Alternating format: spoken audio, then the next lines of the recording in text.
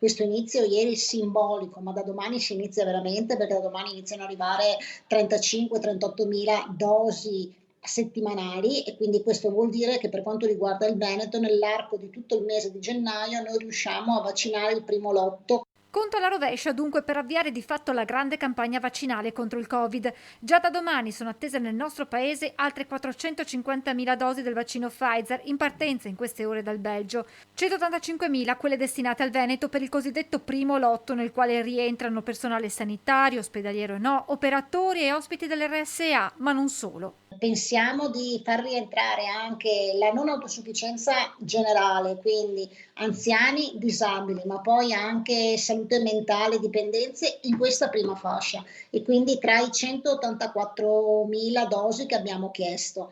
Poi si continuerà con la fascia sempre delle persone più anziane, gli over 80 anni, che sono quelli che non sono nelle strutture per anziani, che sono circa 300.000 in Veneto. Poi si andrà sulla fascia over 60 e altre categorie, che sono le categorie appunto delle persone malate oncologiche, le persone insomma che hanno determinate fragilità, i servizi essenziali. In questa categoria rientrano forze dell'ordine, farmacisti, protezione civile, volontari. L'ultimo step riguarderà la restante popolazione. Entro oggi le ULSS dovranno presentare alla Regione il proprio piano per vaccinazioni di massa, che potrebbero essere ospitate in grandi strutture come i palazzetti dello sport.